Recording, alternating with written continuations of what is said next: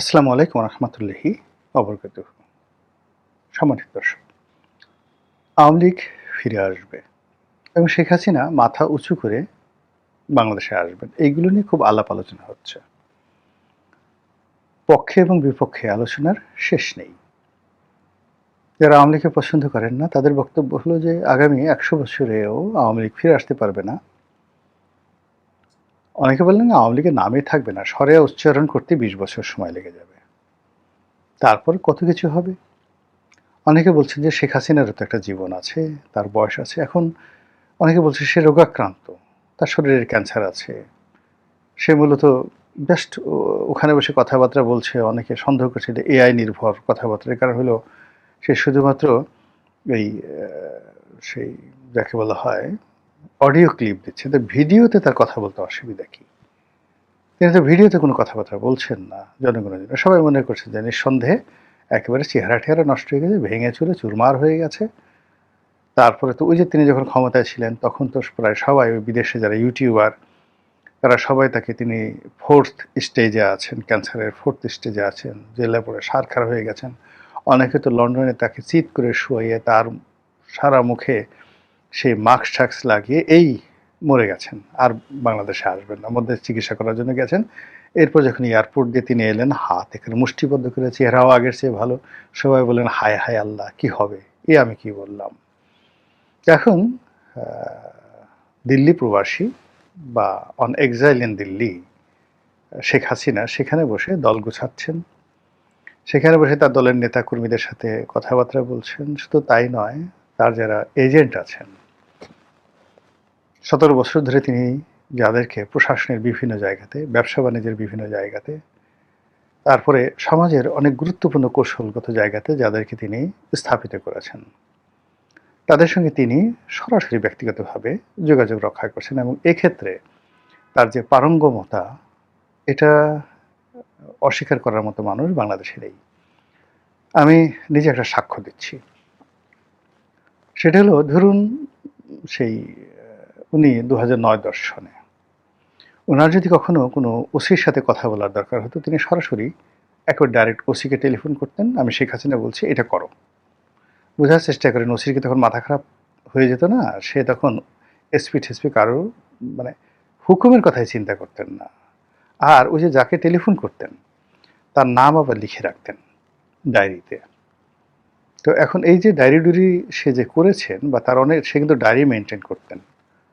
তার এই 17 বছরে অ্যাটলিস্ট 17টা ডায়েরি তার কাছে আছে, কম করলেও তার 17টা ডায়েরি আছে। অবাক করার ব্যাপার হলো যে এরকম শেখ হাসিনার গোপন কোনো ডায়েরি এখন পর্যন্ত কেউ উদ্ধার করতে পারেনি। তো সেই ডায়েরিতে তিনি লিখে রাখতেন যে অমুকের সাথে আমার এই কথা হয়েছে, আর অমুককে আমি এই কথা বলেছি, এবং ওই কথার প্রেক্ষিতে অমুক আমাকে এই উপকার করেছে, এই ক্ষতি করেছে, এই জিনিসগুলো তিনি নিয়মিত লিখে রাখতেন। এরপর এগুলো পৃষ্ঠা উল্টাতেন।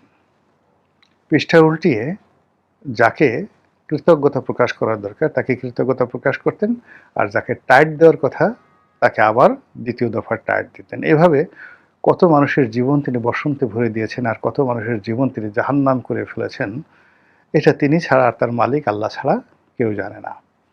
তো এখন তাকে তাড়িয়ে দেওয়া হয়েছে বা তিনি চলে গেছেন, আপনি যেভাবেই বলেন না কেন, কিন্তু তার কয়েকটা হাঁস, তার কয়েকটা শাড়ি, এইগুলো উদ্ধার করা ছাড়া তার যে মূল যে জিনিসগুলো, ডকুমেন্টগুলো, যেমন সিআরআই তিনি প্রতিষ্ঠা করেছিলেন, এবং সিআরআই এর যে হার্ড ডিস্কে বিএনপি সম্পর্কে কি আছে, জামাত সম্পর্কে কি আছে, আওয়ামী লীগ সম্পর্কে কি আছে, কোন কোন নেতাদের সাথে কি আছে, টোটাল একটা গবেষণার, মানে এটা যদি আপনি প্রিন্ট করেন, কয়েক লক্ষ পিস, কয়েক লক্ষ পৃষ্ঠা প্রিন্ট করতে হবে। সিআইআর মানে সিআরআই, তারা যে গবেষণা সেলটা করেছিলেন, সেই সিআরআই এর যে টোটাল গবেষণাটা পুরো 2009 না, একেবারে 2001 থেকে 2024 পর্যন্ত এই 25 বছরের সমস্ত পত্রিকার খবর, সমস্ত রাজনৈতিক নেতৃবৃন্দের বায়োডাটা, সমস্ত মামলা মোকদ্দমা সব মিলিয়ে এই যে তার যে গবেষণার যে ডকুমেন্টগুলো, এগুলো কি ডক্টর ইউনূস উদ্ধার করতে পেরেছে? এনসিপির কাছে আছে কিছু, সিআইআর এর কোনো কিছু?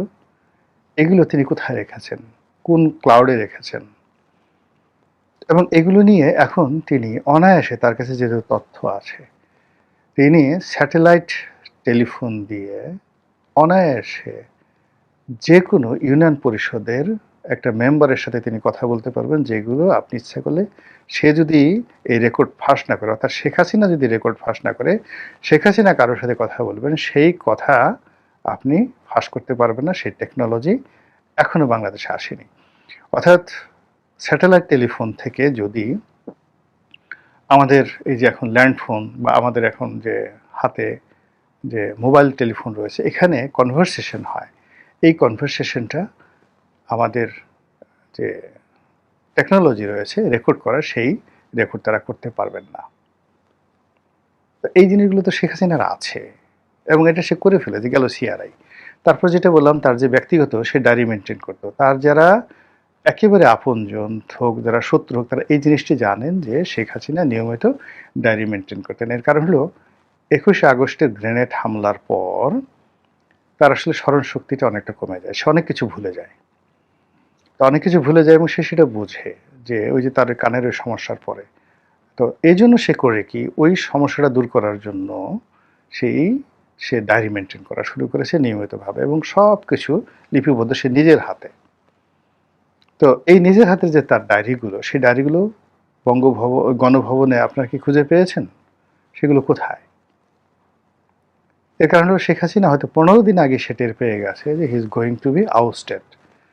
তো সেই 15 দিন আগের থেকেই সে তার সব কিছু নিরাপদে সে নিয়ে নিয়েছে, সব কিছু তার নিরাপদে, তার নিজস্ব কাস্টডিতে সে নিয়ে নিয়েছে। ফলে আপনারা গিয়ে যারা এগুলো পেয়েছেন, কসুর পেয়েছেন, কসুর লতি পেয়েছেন, এর বেশি কিছু পাননি। আচ্ছা, এরপরে যেটা আছে সেটা হলো তার টাকা। তার নিঃসন্দেহে তার টাকা আছে। সেই টাকাগুলোর মধ্যে ধরেন ব্যাংকের ভোল্টে আপনি 400 ভরি স্বর্ণ পেয়েছেন, এটি নিয়ে খুব খুশি পেয়েছেন। 17 বছর একটা দেশের প্রধানমন্ত্রী, বছরে গড়ে যদি 5 লাখ কোটি টাকা করে আপনার যাকে বলা হয় বাজেট হয়, তাহলে 17 বছরে কত লক্ষ কোটি টাকার বাজেট হয়েছে। তো তার তো কিছু টাকা পয়সা থাকবে, হীরামণি মুক্তা জহরত থাকবে। আপনার কি তার একটা আংটি, এটা শেখ হাসিনার একটা দামি হীরার আংটি, শেখ হাসিনার একটা মুক্তোর মালা, কোনো মূল্যবান সামগ্রী তার কি ছিল না? তাকে যে উপহার দিয়েছে, তার যে কটা শাল ছিল, তার যে সুন্দর সুন্দর উপহার ছিল, একটা সিঙ্গেল জিনিসকে আপনারা উদ্ধার করতে পেরেছেন? মানে তার গলার, আপনি অনেক সময় এগুলো দেখেন, তার অনেক সুন্দর সুন্দর গহনা ছিল, তার অনেক সুন্দর সুন্দর মুক্তোর মালা ছিল, হ্যাঁ, তো হয়তো ডায়মন্ড সেটও ছিল। তো সেই জিনিসগুলো গেল কোথায়? সেগুলো তো কেউ উদ্ধার করতে পারেন। তাহলে এই যে জিনিসগুলো, আইদার তিনি সেগুলো নিরাপদে সেখান থেকে নিয়ে গেছেন, অথবা সেগুলো হয়তো কেউ চুরি করেছে, চুরি করে এখন কেউ বলছে না যে আমি এগুলো চুরি করেছি, হোয়াট এভার মেবি। কিন্তু তার যে মূল যে জিনিসগুলো, সেটা হলো তার সেই ডায়েরিগুলো, তার দলিল দস্তাবেজগুলো, তার গোপন নোটগুলো, তার কাছে, তার কাছে যে সকল অডিও এবং ভিডিও যে রেকর্ডগুলো ছিল, সমস্ত বিএনপি, আওয়ামী লীগ, জামাতের নেতাকর্মীদের, শীর্ষ নেতাকর্মীদের অডিও কল রেকর্ড, এবং অনেকের খাট কাঁপানো ভিডিও যে দৃশ্যগুলো, এগুলো সব তার কাছে ছিল। সেগুলো কোথায় বলেন? সেগুলো তিনি তার মতো করে নিয়ে গেছেন, এবং তিনি ওইগুলোকে এখনো ব্যবহার করছেন। তিনি জানেন যে কাকে কোনভাবে কোন জায়গা থেকে টান দিতে হবে। তো সেই জায়গাগুলো নিয়ে তিনি এখন তার দলকে গুছানোর চেষ্টা করছেন। তো এক্ষেত্রে তার 3টি অস্ত্র, আমি এটাকে বলবো ব্রহ্মাস্ত্র, অব্যর্থ অস্ত্র। যে অব্যর্থ অস্ত্র তার হাতে থাকার কারণে তিনি তার প্রতিপক্ষের জন্য অতীতের যে কোনো সময়ের চাইতে ভয়ঙ্কর। তিনি অতীতের যে কোনো সময়ের চাইতে ডেসপারেট। তিনি অতীতের যে কোনো সময়ের চাইতে প্রতিশোধ পরায়ণ এবং অধিক শক্তিশালী। এই অধিক শক্তিশালী হওয়ার কারণগুলো বলবো। যেমন ধরুন, আমরা বাংলাদেশে বসে যারা কথা বলি, আমাদের তো একটা ব্যাকরণ মেনে কথা বলতে হয়, কিন্তু যারা ধরেন ইল্লু পিঙ্কুর মতো লোকজন যারা দেশের বাইরে আছে, ওদের তো আসলে কোনো ব্যাকরণ মানতে হয় না, যা ইচ্ছে তাই করতে পারে। শেখ হাসিনা এখন যেখানে আছেন বা তার লোকজন যেখানে আছেন সেখানে বসে তিনি রাজনীতির ব্যাকরণ মেনেও রাজনীতি করতে পারেন, আর ব্যাকরণ ভেঙেও তিনি যত রকম ২ নম্বরী কাজ আছে সব তিনি করতে পারেন, যেটা এই বাংলাদেশকে তছনছ করে ছেড়ে দেবে। এখন যে ৩টি ব্রহ্মাস্ত্রের কথা আমি বলছিলাম বা যে ৩টি অস্ত্রের কথা বললাম, তার ১ নম্বর হলো তার জ্ঞান, বুদ্ধি, অভিজ্ঞতা। আবার বলছি, তার ১ নম্বর হলো তার জ্ঞান, বুদ্ধি, অভিজ্ঞতা। এই বাংলাদেশকে তিনি সেই 1954 থেকে তার বাবা যেদিন মন্ত্রী হলো সেদিন থেকে আজ পর্যন্ত তিনি দেখে আসছেন ক্ষমতার ভিতরে বাইরে। সামরিক শাসন, আইয়ুব খান, ইয়াহিয়া খান, টিক্কা খান থেকে শুরু করে বাংলাদেশ সেনাবাহিনীর যত লোক আছে, মোস্তাক, ঠোস্তাক, কর্নেল ফারুক, রশিদ, ডালিম, সবাইকে তার দেখা। এতগুলো মানুষ দেখলে একটা বোকাও তো বুদ্ধিমান হয়ে যায়। এরপর তিনি বিরোধী দল চালিয়েছেন, সরকার চালিয়েছেন, বিরোধী দলকে বন্ধু বানিয়েছেন। আবার যেন তেন না, আপনি এখন ধরেন তারেক রহমান সাহেব। তারেক রহমান সাহেবের বন্ধু কারা? তারেক রহমান সাহেবের বন্ধু হলো ১ নম্বর বন্ধু আমতারেক, ২ নম্বর বন্ধু নুরুল হক নুরু, ৩ নম্বর বন্ধু জুনায়েদ সাকি, ৪ নম্বর বন্ধু সেই ববি হাজ্জাজ, ৫ নম্বর বন্ধু হলো আপনার ধরুন সেই আন্দালিব রহমান পার্থ, এরকম। আচ্ছা, শেখ হাসিনার বন্ধুর কথা চিন্তা করেন রাজনীতিতে। তিনি সুরঞ্জি সেনগুপ্ত, মানে আওয়ামী লীগ করতো না কিন্তু নিয়ে আসছেন, মাহমুদুর রহমান মান্না, মতিয়া চৌধুরী, রাশেদ খান মেনন, হাসানুল হক ইনু, মঈনুদ্দিন খান বাদল, ফজলে হোসেন বাদশাহ, আর কতজনের নাম বলবো। আচ্ছা, এর বাইরে জ্ঞানী গুণীদের মধ্যে তারেক রহমানের বন্ধু দেখেন, আর শেখ হাসিনার বন্ধু দেখেন, হামিম দেখেন বা সাহায্যকারী দেখেন। ফলে তারেক রহমানের উপদেষ্টা দেখেন আর তার উপদেষ্টা দেখেন। ফলে কি হলো, এই যে এত মানুষের সাথে চলার ফলে তার যে অভিজ্ঞতা, তার যে ব্যক্তিত্ব, তার যে দৃঢ়তা, তার যে বিশ্বাস, তার যে আত্মবিশ্বাস, এটা আনপ্যারালাল। এটা তার প্রথম অস্ত্র। দ্বিতীয় অস্ত্র হলো তার টাকা। তার সাহায্যকারী এবং তার দলের নেতাকর্মী সবার হাতে পর্যাপ্ত টাকা আছে। আপনি এটা যেভাবেই বলেন না কেন, এটা সে মানে মানে এটা আবার বলাটা ঠিক হবে কিনা থাক, এটা বলবো না। মানে তার নিজের মুখের একটা স্বীকারোক্তি বিএনপির জামানাতে, এটা হলো ২০০২ সনের দিকে। তিনি যেটা বলছিলেন যে অতীতে আমি যে ভুল করেছি এই ভুল আর করব না। আগামীতে ক্ষমতায় আসলে আমার প্রত্যেকটা নেতাকর্মী যাতে আর্থিকভাবে সচ্ছল হয় এবং বিপদের দিনে তারা যেন অভাবগ্রস্ত না হয়, আমি সেই কাজ করব। ২০০২ সনে আমাকে একা বলেননি, অন্তত ৩ থেকে ৪০০ লোক আমরা একটা মিটিংয়ে ছিলাম ধানমন্ডির অফিসে, ঠিক সেখানে তিনি এইভাবে ঠিক এই ল্যাঙ্গুয়েজে এই কথাগুলো বলেছেন এবং সেই কাজটা তিনি অক্ষরে অক্ষরে পালন করেছেন। টেকনাফ থেকে তেঁতুলিয়া পর্যন্ত তিনি তার দলের কত মানুষ যে কোটিপতি হয়েছে। তো এইটা তার একটা বিরাট ব্রহ্মাস্ত্র। এই অর্থ দিয়ে মানে তিনি কাউকে এখন তার টাকা পাঠিয়ে, বিকাশে টাকা পাঠিয়ে কাউকে দিয়ে কোনো কাজ করাতে হবে না। তার নেতাকর্মী অন্ততপক্ষে বাংলাদেশের মধ্যে কয়েক লাখ নেতাকর্মী আছে যারা এখনো শত শত কোটি টাকার মালিক এবং দলের জন্য তারা কাজ করবে। এটা হলো তার দ্বিতীয় অস্ত্র। তৃতীয় অস্ত্র হলো তার ডিপ্লোম্যাটিক রিলেশন। ভারতের মতো একটা রাষ্ট্রকে তিনি যেভাবে শৃঙ্খলাবদ্ধ করে ফেলেছেন, অনেকটা বলতে গেলে এখন ভারত, আওয়ামী লীগ, শেখ হাসিনা যেভাবে তাদের মধ্যে সংযোগ গড়ে উঠেছে, এটা বাংলাদেশের অন্য কোনো রাজনৈতিক দল ইভেন ক্যানট ইমাজিন। এরকম একটা সম্পর্ক করা তো দূরের কথা, এটা কল্পনাও করতে পারে না।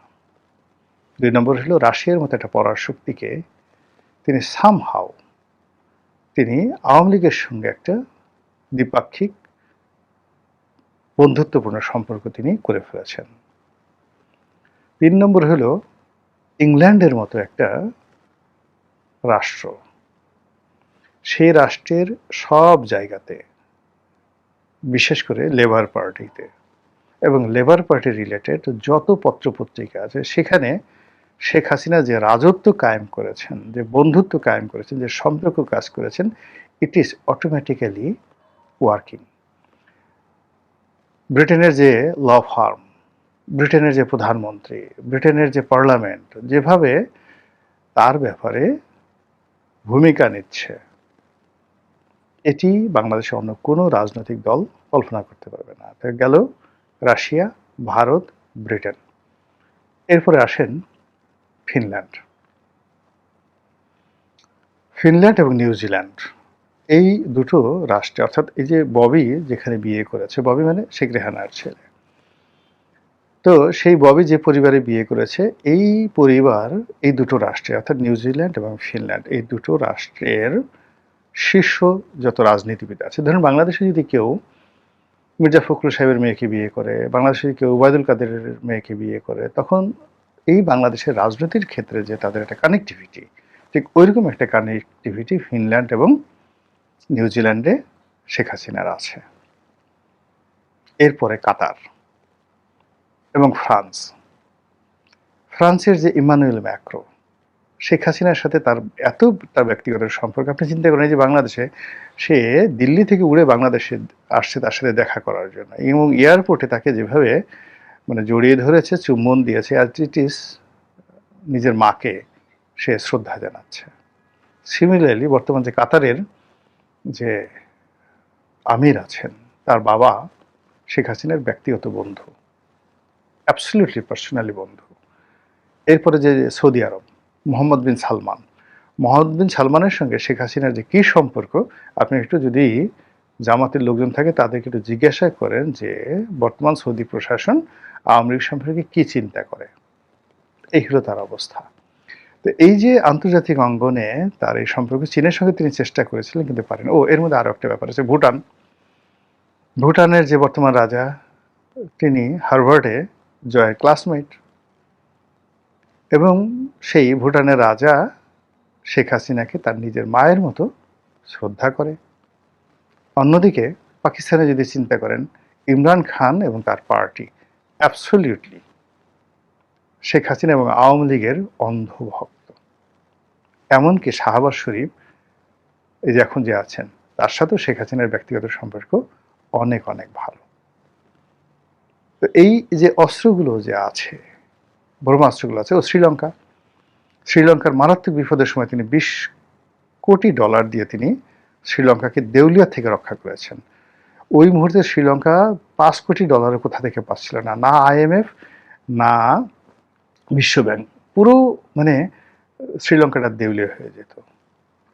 সেই সময়টাতে একেবারে বিপদের সময় $20 কোটি, $1 কোটি, আপনি 1 কোটি কত হয়, এইভাবে $20 কোটি, মুখের কথা না, যেটা শেখ হাসিনা তার রিজার্ভ থেকে শ্রীলঙ্কাকে হাওলাত দিয়েছিলেন। এই সম্পর্কটি তিনি মেনটেন করছেন টিল নাও, এখন পর্যন্ত। ফলে এই যে 3টি অস্ত্র, সেই 3টি অস্ত্রকে আপনি যদি অবহেলা করতে পারেন, আর আপনি যদি মোকাবেলা করতে চান, তাহলে এই 3টি অস্ত্রের চাইতে আরও ভালো ব্রহ্মাস্ত্র আপনার লাগবে। আর যদি আপনি মনে করেন যে না, এই সমস্ত সবই গালগপ্প, এসব কিছুই নাই, এটাও আপনার ব্যক্তিগত ব্যাপার। মহান আল্লাহ আমাদের সবাইকে হেদায়েত দান করুন এবং হেফাজত করুন। আসসালামু আলাইকুম ওয়া রাহমাতুল্লাহি ওয়া বারাকাতুহু।